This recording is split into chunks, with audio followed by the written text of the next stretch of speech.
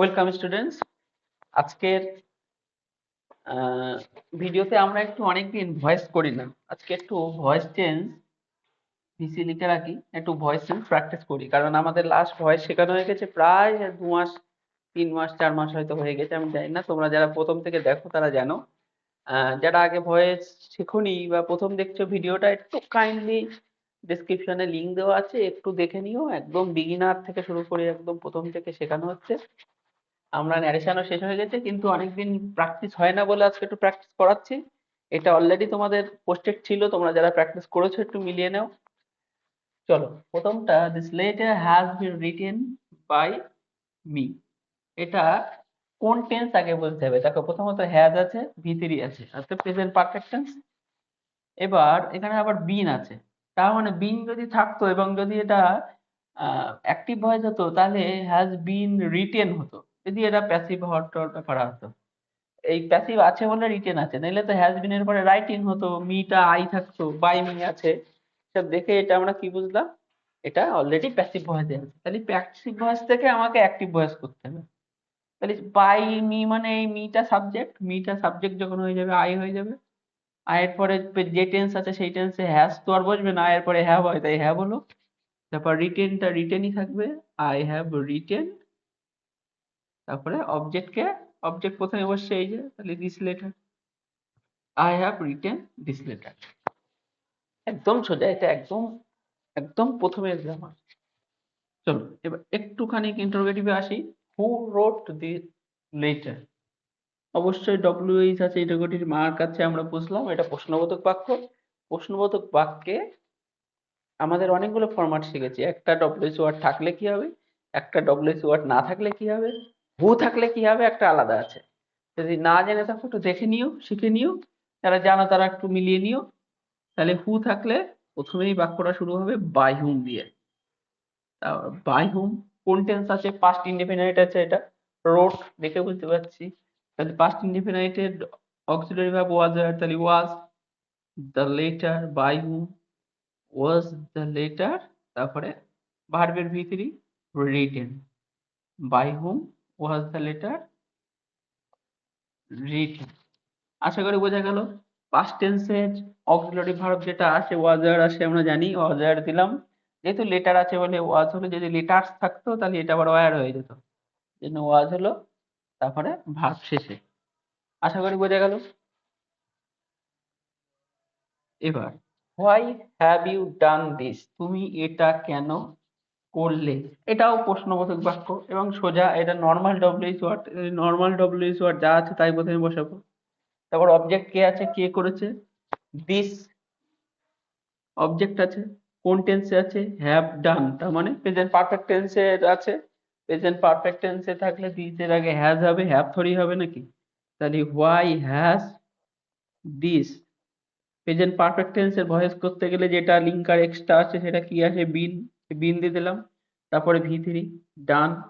তাহলে why has this been done, সাবজেক্টকে you, তাহলে শেষে হবে বাই ইউ। যদি কোনো সংশয় থাকে তোমরা একটু কাইন্ডলি কমেন্ট করবে। কমেন্ট করলে বা আমাদের ডেসক্রিপশনের চ্যানেলে গিয়ে একটুখানি তোমরা কমেন্ট করো বা প্রশ্ন করো বা জিজ্ঞাসা করো, কিছু জানার থাকলে বলো, আমরা সব সময় তোমাদের অ্যাসিস্ট করার জন্য আছি। চলো পরেরটা দেখি, let him do the work. এই লেট দেখলেই তোমাদের মাথায় ঢুকে যাবে, লেট দেখলেই লেটে আছে মানে এটা ইম্পারেটিভ সেন্টেন্সের অলরেডি প্যাসিভ ভয়েস আছে। এটা দেখে মনে হচ্ছে না যেটা প্যাসিভ ভয়েসে আছে, ইম্পারেটিভ সেন্টেন্সের প্যাসিভ ভয়েস। তাহলে তোমরা লেট থাকলে তাহলে যেভাবে উল্টো করতে হয় সেইভাবে করতে যেতে। কিন্তু এখানে দেখো ভার্ব কিন্তু ডু আছে, প্রেজেন্ট টেন্সে আছে। তাহলে যদি এটা প্যাসিভ ভয়েসে থাকতো তাহলে ডান থাকতো। কিন্তু লেট দেখলেই তোমরা কিন্তু এটা ভেবে নেবে না যে এটা প্যাসিভ ভয়েসে আছে, অ্যাকচুয়ালি এটা অ্যাক্টিভ ভয়েসেই আছে এবং বলছে যে চলো কাজটা, তাকে লেট হিম ডু দ্য, তাকে কাজটা করতে দেওয়া হোক। তাহলে এটা যখন আমরা প্যাসিভ করব, লেট আছে, লেটতেই হবে। লেট অবজেক্ট কি আছে, দা ওয়ার্ক, দা ওয়ার্ক আগে আনলাম, লেট দা ওয়ার্ক। তারপরে বি আসে, আমরা জানি বির পরে ভি3 done, let the work be done, subject কি আছে, by him, let the work be done by him. এটা অ্যাকচুয়ালি যদি থাকতো, এই লেট আর হিমটা যদি না থাকতো, তাহলে তোমরা কি করতে? লেট দ্য ওয়ার্ক বি ডান অব্দি করতে, এই বাই হিমটা দিতে না। ঠিক আছে? কিন্তু এখানে লেট আর হিম আছে মানে সাবজেক্ট আছে, কাজটা করবে কি তাকে করতে দাও, মানে সেই করবে। এই জন্য let the work be done by him, by হিমটা শেষে গেল। আশা করি বুঝতে পারলে। সংশয় থাকলে কমেন্ট করো। আমরা শেষের একটা অপশন আছে, দেখে নিই। এটা বলছে did you not follow the elder, তুমি কি বড়দের ফলো করো না, করতে না? ভুল বললাম। তাহলে এটা দেখে বুঝলাম জিজ্ঞাসা চিহ্ন আছে, ইন্টারোগেটিভ সেন্টেন্স। অবজেক্ট কে আছে? Follow the elders, the elders objects, আমি দ্য এল্ডার্স লিখলাম, দ্য এল্ডার্স। এইবার দেখো, যেহেতু প্রশ্ন আছে, হয় যেহেতু প্রশ্ন থাকলে প্রশ্নই হবে, তাহলে প্রশ্ন হতে গেলে সাবজেক্ট বা অবজেক্টের আগে অক্সিলারি ভার্ব যাবে। তাহলে এটা কোন টেন্সে ছিল?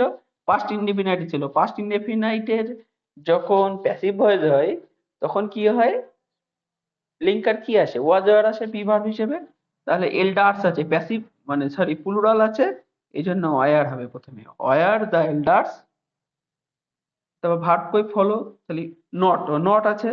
তাহলে এইবার দেখো নটটা কোথায় দেবো? নটটা তো এখানে বসার কথা, কিন্তু এখানে যে নাউন, সরি যে সাবজেক্টটা আছে সেটা কি আছে? এল্ডার। এল্ডার মানে কি? নাউন। এটা নাউন থাকলে নট আগে হয়, বারবার আগের ভিডিওতে শেখানো হয়েছে। তাহলে নট এখানেও বসবে না। কি হবে? War not the elders. এটা করলে ম্যাক্সিমাম, এটা যদি পরীক্ষায় দেয় 80 থেকে 85% স্টুডেন্ট এটা ভুল করবেই। প্রথম ভুল করবেই, ওয়াজ এর জায়গায় ওয়াজ দেবে, বা অনেকে ওয়াজ দেবে না, দিলেও এই নটটা সবাই এল্ডার্স পরে দেবে। কিন্তু এই যে সাবজেক্ট বা অবজেক্ট, অ্যাকচুয়ালি এখন এটা অবজেক্টটা সামনে এসে সাবজেক্ট হিসেবে বসেছে, তাহলে সাবজেক্টের আগে যদি সাবজেক্ট যদি নাউন হয়, নট সাবজেক্টের আগে বসে। এই বিষয়টাই সবাই ভুল করে। তাহলে were not the elders followed, followed ভিতরি ফলোড, কে ফলো করবে? You, followed by you. আশা করি বোঝা গেল।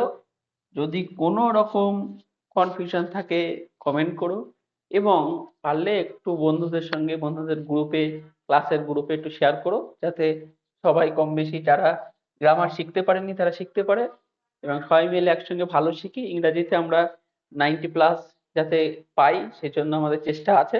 তোমরা সঙ্গ দিও। ভালো থেকো, সাবস্ক্রাইব করো।